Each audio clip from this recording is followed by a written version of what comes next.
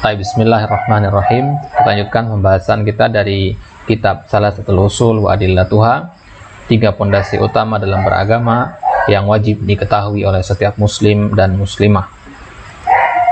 Baik. Sekarang kita lanjut di halaman 45. Baik. Jadi sekarang kita sedang membahas tentang rukun atau landasan yang kedua, yaitu al-Islam. Islam itu sendiri punya 3 tingkatan. Tingkatan amalan yang zahir, tingkatan keyakinan, dan tingkatan pemantapan. Ya. 3 tingkatan ini, kata Syekh Utsaimin, punya hal-hal yang wajib. Tingkatan amal zahir misalkan. Apa yang paling penting dalam amal zahir? Sudah kita bahas kemarin. Ya. Kemudian dalam keyakinan, ya, apa yang paling penting di situ?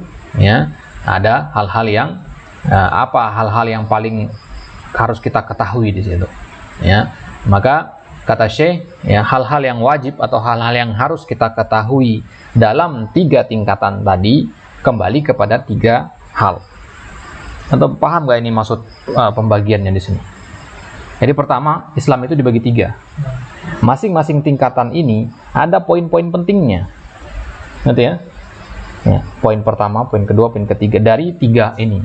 Nah, kalau poin-poin penting ini kita kumpulkan di tempat yang lain, ya, totalnya itu ada 3 juga. Ngerti maksudnya? Ya, jadi dari 1 tingkatan kita ambil 1 poin penting. Tingkatan kedua 1 poin penting. Tingkatan ketiga 1 poin yang paling penting. Paham? Baik.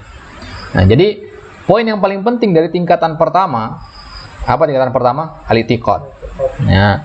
Poin yang paling pentingnya di situ adalah i'tiqad itu harus sesuai dengan Al-Quran dan Sunnah, gitu. Ya, kemudian itu sudah kita ambil kemarin. Ya, ya. Wal aslus tsani, kemudian tingkatan yang kedua, poin yang paling pentingnya, tingkatan yang kedua apa?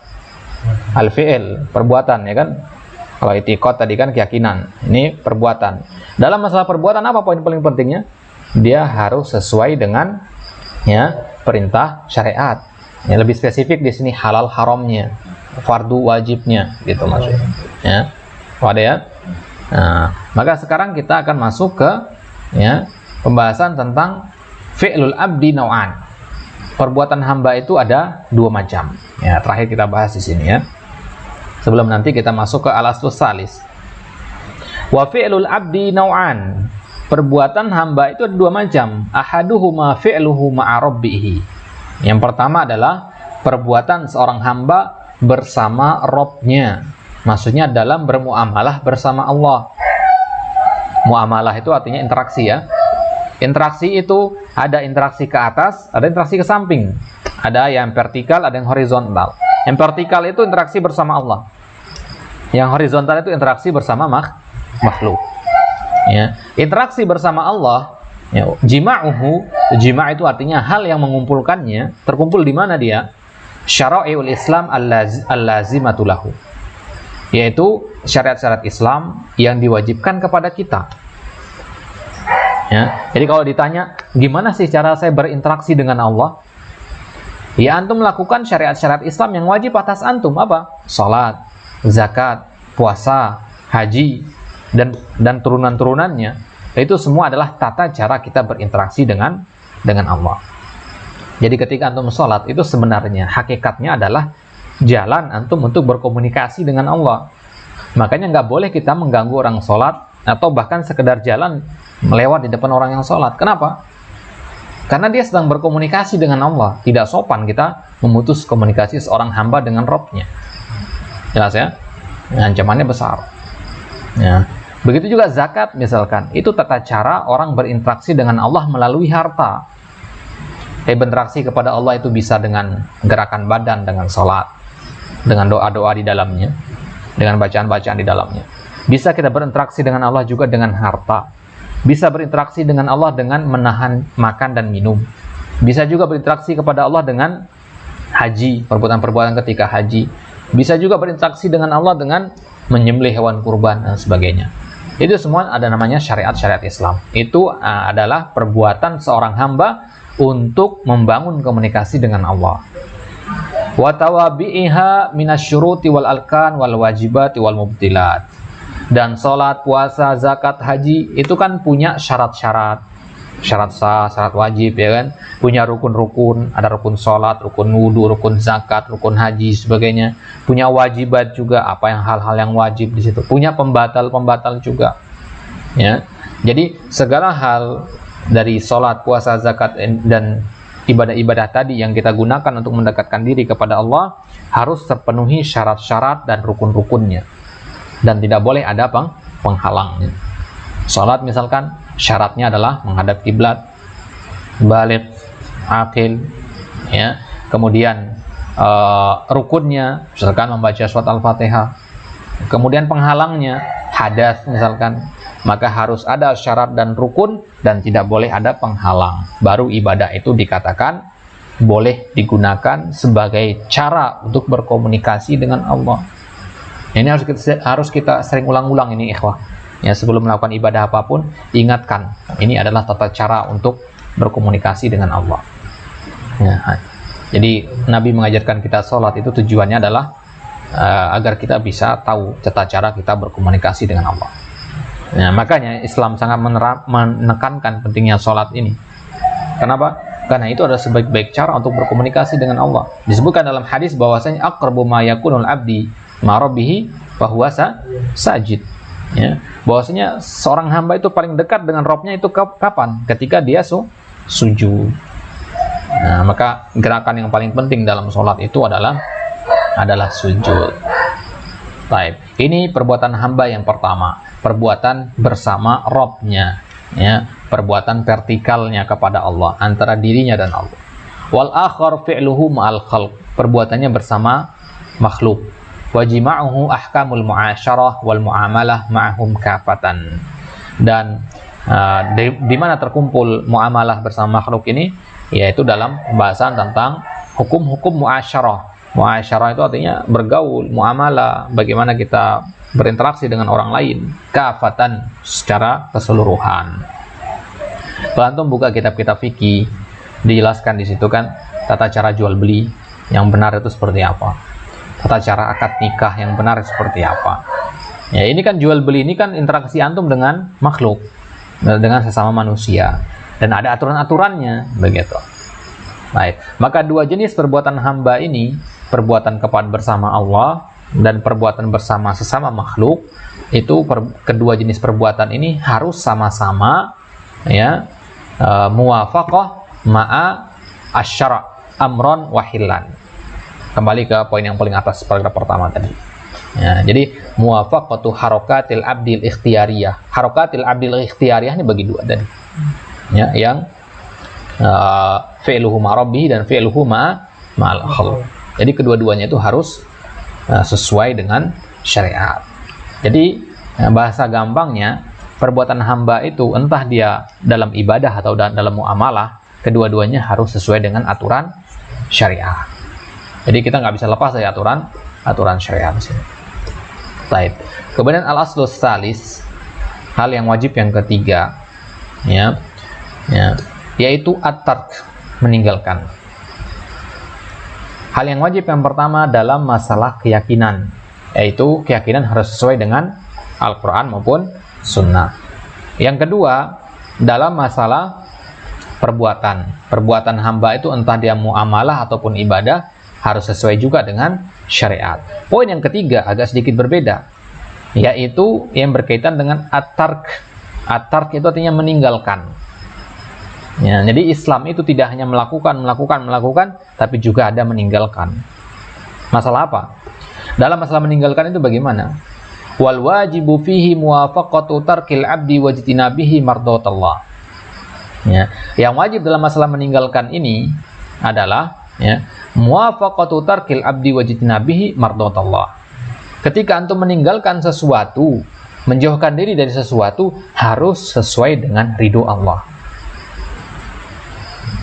Lihat luasnya Islam di sini, ya. Meninggalkan sesuatu pun ada aturannya. Bukan hanya melakukan.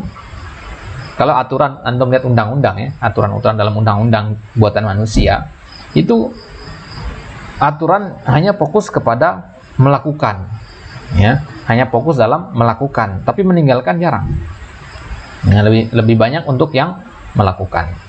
Nah, jadi undang-undang itu mengatur bagaimana kalau kita mau melakukan ini dan ini. Enggak diatur bagaimana kalau kita meninggalkan ini dan ini. Ngerti maksudnya? Nah, jadi misalkan khamar, ya, kita mau meninggalkan khamar, ya, tidak mau mengkonsumsi khamar. Maka bagaimana cara meninggalkan khamar itu? Nah, itu ada aturannya dalam syariat, begitu. Apakah meninggalkan khamar itu dengan tidak bergaul dengan orang-orang yang tukang minum khamar, dengan para pemabuk, atau bagaimana? Jadi ada aturannya dalam syariat. Dan aturan itu tujuannya adalah untuk mendapatkan ridho Allah. Tujuannya di sini apa? Agar ketika kita meninggalkan sesuatu, itu pun bernilai ibadah. Sekarang antum mampu untuk pergi ke bar, pergi ke kafe untuk dengarkan musik, untuk minum khamr, ya. Antum mampu untuk melakukannya. Tapi kenapa antum tidak lakukan? Nah, jawabannya itu akan menentukan berpahala apa tidaknya antum. Kalau antum mengatakan saya tidak melakukannya, ya karena udah malam ini, ya saya ngantuk, lebih baik saya tidur. Kemudian ada yang lain menjawab, kenapa antum nggak pergi ke bar, ke kafe, padahal mampu, punya uang, punya kendaraan untuk pergi ke sana? Ya karena saya tahu itu hal-hal yang diharamkan oleh Allah. Kira-kira mana dari dua orang ini yang berpahala di sisi Allah? Yang kedua, gitu kan? Nah, yang membedakannya apa? Keyakinan tadi. Sama-sama tidak minum khamar, tapi yang dapat pahala yang kedua. Kenapa? Karena dia meninggalkan itu tujuannya adalah sesuai dengan keridhaan Allah. Apa keridhaan Allah? Ya Allah itu nggak ridho kalau kita minum khamar. Berarti konsekuensinya saya nggak minum khamar, gitu. Allah nggak ridho kita berzina, maka konsekuensinya saya tidak berzina, begitu. Jelas nih ya? Baik. Wa jima'uhu ilmul muharramatil khams allati ittafaqat 'alaiha al-anbiya. Ya. Dan ya, di mana terkumpul ilmu yang seperti ini? Ya, bagaimana kita memahaminya? Ilmu tentang meninggalkan ini. Ya. Jadi Islam itu, ikhwah, jangan hanya antum mempelajari hal-hal yang positifnya saja. Antum pelajari tauhid saja, sunnah saja, tapi nggak pernah mempelajari apa itu syirik, nggak pernah mempelajari apa itu bid'ah. Nggak begitu. Ya, araftu syarra la lisyarri. Ya, walakin liyatawaqi. Ya. Jadi kita mengenal keburukan bukan untuk melakukannya, akan tetapi untuk bisa meninggalkannya. Fa innahu man lam ya'rifi syarra minal khairi yaqau fi. Ya. Karena orang yang tidak bisa membedakan mana baik dan buruk, dikhawatirkan dia akan terjatuh kepada yang buruk. Begitu. Jadi tidak hanya tahu apa itu yang benar, tapi juga harus tahu apa itu yang buruk. Ya, bukan berarti kita anjurkan untuk mempelajari kesyirikan secara mendalam sampai pergi ke tempat-tempat pelaku kesyirikan, misalkan. Tidak, kita hanya agar tahu saja, oh ini kesyirikan, ya tinggalkan, jangan sampai didalami. Ya, hanya pengetahuan yang sifatnya secukupnya itu bisa membedakan kesyirikan atau bukan. Baik. Nah, ilmu tentang meninggalkan hal-hal yang seperti ini disebut dengan ilmu al-muharramatil khams, mengenal 5 larangan. Yang mana 5 larangan ini ada pada syariat nabi-nabi terdahulu juga. Ya, 5 larangan ini ya, dilarang juga kepada para nabi-nabi terdahulu. Apa itu? Al-fawahish. Itu yang pertama. Larangan yang pertama adalah fawahish. Ya. Fawahish itu adalah perbuatan-perbuatan yang keji dalam pandangan syariat. Zina misalkan. Wal ithmu. Kemudian yang kedua al-ithm, itu dosa, besar maupun kecilnya. Ya dosa, minum khamar, sebagainya. Wal baghyu. Baghyu ini sejenis dengan al-fawahish, tapi dia al-baghyu ini melampaui batasan. Ya, melampaui batasan. Jadi dia tidak mau tunduk begitu. Seorang istri misalkan, ya, tidak mau taat kepada suaminya, berarti dia telah melakukan al-baghyu. Ya. Kemudian asyirk itu ya antum mafhum, ya. Ya. Wal qaulu 'ala Allahi bighairi ilm. Kemudian yang kelima, ya, berbicara tentang Allah tanpa dasar ilmu. 5 hal ini merupakan induk dari segala dosa. Ya. Jadi dosa manusia kan banyak sekali ya. Kalau kita kelompokkan jadi 5 ini dia. Ya, Anda sebutkan dosa apa saja masuk ke sini dia. Ada orang mengatakan Allah itu ada di mana-mana, dia masuk yang kelima. Al-qaulu 'ala Allah bighairi ilm. Ada orang berzina, dia masuk yang pertama, al-fawahish. Ada orang yang durhaka kepada kedua orang tuanya, itu masuknya al-baghyu. Ada orang yang menyembah berhala, masuknya ke asyirk, gitu. Jelas ya? Jadi ini adalah klasifikasi dosa-dosa. Ya, maka perlu kita mempelajari klasifikasi dosa ini. Mana saja dosa-dosa fawahish, mana saja dosa-dosa al-itham, al-baghyu, asyirk, dan al-qaul 'ala Allah bighairi ilm. Wa ma yarji'u ila hadhihi wa yattasilu biha, dan yang merupakan turunan dari 5 hal ini. Fa hadhil usulus tsalatsah min al-i'tiqadi wal fi'li wat tark. Berarti kesimpulannya dari 3 tahapan Islam, 3 tingkatan itu, ada 3 poin yang harus kita ketahui. Poin yang berkaitan dengan keyakinan, perbuatan, dan meninggalkan. Ya, keyakinan itu sebelum antum melakukan sesuatu. Ya. Kemudian kalau antum jadi melakukan, itu fi'il namanya. Kalau antum meninggalkan, itu tark namanya. Paham ya? Jadi kalau antum jeli di sini ya, berarti i'tiqad itu harus ada dalam al-fi'il dan at-tark sekaligus. Antum meninggalkan sesuatu harus ada keyakinan yang benar. Antum melakukan sesuatu pun harus ada keyakinan yang benar. Kalau antum sholat, ya, harus ada keyakinan yang benar kan, bahwasanya sholat itu hanya untuk Allah saja. Qul inna sholati wa nusuki wa mahyaya wa mamati lillah. Ya, harus ada keyakinan yang benar. Dan tidak hanya sholat, meninggalkan khamar pun harus ada keyakinan yang benar, gitu, agar bernilai pahala. Berarti banyak sekali ladang pahala di sini, ya, Pak. Antum sekarang duduk ini ada berapa banyak pahala yang antum dapatkan? Antum nggak minum khamar, pahala di situ. Antum nggak berzina, pahala. Antum tidak berdurhaka pada kedua orang tua, dapat pahala di situ. Padahal antum nggak ngapa-ngapain. Gimana biar bisa dapat pahala itu? Keyakinan. Nah, maka semakin kita pelajari ilmu tauhid ini, ikhwah, antum akan semakin yakin pentingnya, ya, atau betapa dalamnya makna innamal a'malu binniyat itu. Ya. Maka pantas para ulama mengatakan hadis innamal a'malu binniyat ini masuk ke dalam semua pembahasan syariat. Ya, semua pembahasan syariat pasti masuk di situ. Baik. Wa tafsilu ma yajibu min hadhil usul tsalatsah al-i'tiqadi wal fi'l wat tark la yumkin dhabtuhu. Ya, dan perincian 3 hal ini, keyakinan, perbuatan, dan meninggalkan, itu tidak mungkin kita bisa mendobotnya. Mendobot itu maksudnya memperinci, ya, tidak bisa dipastikan maksud. Ya, tidak mungkin bisa dipastikan. Likhtilafin nasi fi asbabil ilmil wajib. Ya, karena memang manusia itu berbeda-beda tingkatan ilmunya. Sebagaimana disebutkan oleh Ibnu Qayyim rahimahullah dalam kitab beliau Miftah dari Sa'adah. Ya. Wa ahsanu ma qila fi bayanil ilmil wajib huwa. Jadi ilmu yang wajib ini tidak semua orang tahu. Ya, tidak semua orang tahu. Maksudnya apa? Ilmu wajib ini, ikhwah, dia memang sebenarnya harus ada pada seluruh manusia. Semua orang harus punya ilmu wajib ini. Ya. Kalau dia adalah seorang yang muslim, dia harus tahu semua ilmu wajib ini. Akan tapi kadar ilmu wajibnya berbeda-beda. Kadar ilmu wajibnya berbeda-beda. Kalau ilmu tentang pentingnya niat dalam ibadah, itu bukan ilmu wajib itu. Ya. Atau bagaimana dalam masalah toharoh, perincian pembahasan jihad misalkan, itu bukan ilmu wajib. Ilmu wajib itu adalah ilmu yang kita bahas 3 tadi. Dalam masalah keyakinan, harus keyakinannya benar. Dalam masalah perbuatan harus sesuai dengan syariat. Dalam masalah meninggalkan juga harus sesuai dengan aturan. Ya. Baik. Jadi saya mengatakan di sini wa ahsanu ma qila fi bayanil ilmil wajib. Ya. Penjelasan para ulama yang paling bagus, kata Syekh Utsaimin, menjelaskan tentang apa itu ilmu wajib. Bahwasanya ilmu wajib itu adalah kullama wajaba 'alaika minal amali wajaba 'alaika ta'allumuhu qabla adaihi.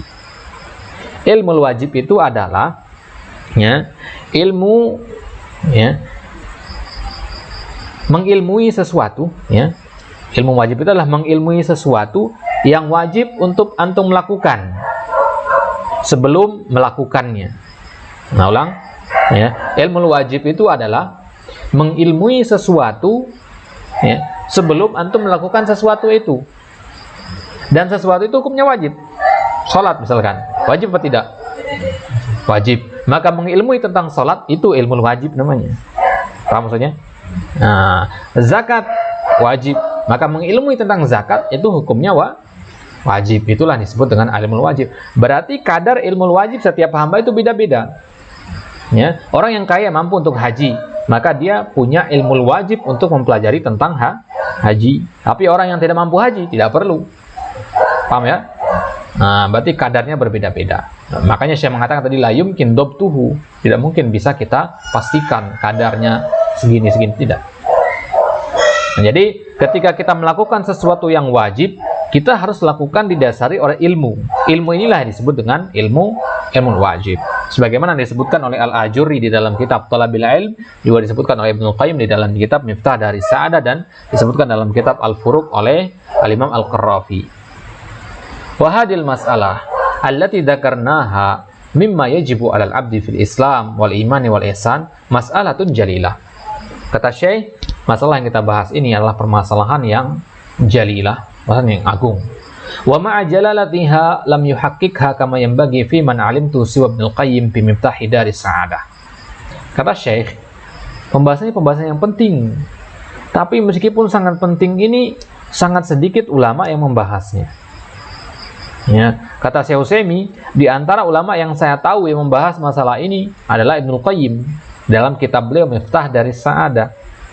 Nah, Syekh Utsaimin sering sekali menganjurkan kita untuk membaca karya-karya Ibnu Qayyim, ya, Miftah Daris Sa'adah, kitab Al-Fawaid, ya, kitab-kitab yang dianjurkan oleh beliau, ya, karena kebanyakan faedah-faedah yang dakik itu beliau dapatkan dari situ. Wahiyya taftahu abwaban musyra'atan lil labibil fatin fi fahmi ma yuradu minal khalqi fi islamihim wa imanihim wa ihsanihim fatubayyinu lahu mawaqi'al khitab syar'i khabaran wa talaban. Kitab Miftah Dari Sa'adah ini memang sesuai dengan namanya. Miftah artinya kunci, ya, negeri kebahagiaan, ya, kunci negeri kebahagiaan, ya. Dan sesuai dengan judulnya, kata Syekh Utsaimin di sini, kitab ini dia membuka pintu-pintu yang luas bagi orang yang berakal untuk memahami apa yang Allah kehendaki dari para hamba dalam masalah Islam, iman, dan ihsan, gitu ya. Jadi kitab yang luar biasa dakik, gitu ya. Coba saja antum lihat-lihat tadi apa yang kita jelaskan barusan. Itu kalau mungkin antum agak sulit untuk memahaminya tadi, ya, agak sulit untuk dipahami, ya. Mungkin banyak poin yang terlewati juga di situ. Coba antum simak nanti rekamannya ulang lagi. Mungkin ada yang terlewat dari penjelasan. Ya, kenapa pembahasan yang seperti ini agak sulit untuk dipahami? Karena ini memang dakik, istinbat yang sangat mendalam begitu. Kalau kita baca kitab-kitab yang semisal dalam Syarah Salasatul Usul, dia hanya membahas hal yang tampak di permukaan saja. Ya, kalau ini sangat mendalam sekali pembahasannya. Makanya kitab ini tidak bisa kita baca cepat. Ya, ngebut bacanya nggak bisa. Karena setiap barisnya itu ada faedah-faedah yang tidak ada di dalam kitab-kitab yang lain. Ya, terutama kitab Miftah Dari Sa'adah ini, ya, dalam pembahasan tentang apa yang kita sedang singgung di sini, yaitu tentang poin-poin penting dalam 3 hal Islam, iman, dan ihsan, ya, itu merupakan pembahasan yang diperincikan oleh Ibnu Qayyim di dalam kitab Miftah Dari Sa'adah ini. Maka antum bisa merujuk ke kitab ini untuk memahaminya. Ya, dan pembahasan seperti ini, ikhwah, memang wajar terasa sulit karena memang levelnya ya, kalau kita katakan pembahasan syariat, pembahasan tauhid itu ada 3 level, maka ini level yang kedua. Ini level yang kedua, ya. Tidak seperti level yang pertama gampang untuk dipahami. Ini level yang kedua. Ya, jadi masalah yang sangat mendalam sekali. Ana pribadi, ya, apa yang ana baca di dalam syarah ini, ya, hampir semuanya itu tidak pernah ditemukan di dalam kitab-kitab yang lain, ya, karena memang luar biasa. Ya, coba untuk bandingkan dengan karya-karya yang lain, atau akan kerasa bedanya nanti di situ. Karya ini adalah karya yang, ya, cuman sedikit saja, akan tetapi dia tidak kalah dengan kitab-kitab syarah yang tebal yang lainnya. Ya, karena apa yang dijelaskan di sini ini adalah hasil, ya, beliau istilahnya beliau mengekstrak dari banyak kitab begitu. Nah, jadi kitab-kitab syarah Salasatul Usul beliau pilih pembahasan-pembahasan yang sekiranya belum dibahas, padahal dia penting, maka ditaruh di sini. Nah, maka kalau antum mendengar penjelasan kitab ini sekali mungkin masih belum paham, dengarkan kedua kali, ketiga kali mungkin baru bisa memahami dengan baik apa yang diingatkan oleh penulis, ya. memang agak sulit ya, satu paragraf kadang sampai kita ulang-ulang 3-4 kali baru bisa nangkep mananya apa ya, bacanya tidak bisa ngebut-ngebut. Baik, Allah taala alam, kita cukupkan sampai di sini. Insyaallah taala di kesempatan selanjutnya kita akan masuk ke rukun-rukun. Kita akan mulai pembahasan tentang apa itu rukun-rukun Islam. Yang kita akan masuk satu persatu tentang syahadatain ya. Kita akan bahas nanti di situ. Tentunya pembahasan-pembahasan yang ringkas saja namun penting insyaallah. Natafi bihadzal qadar wa naqtatim bidu'ai kafatil majlis. Subhanakallahumma wa bihamdika asyhadu an la ilaha illa anta astaghfiruka wa atubu ilaik. Assalamualaikum warahmatullahi taala wabarakatuh.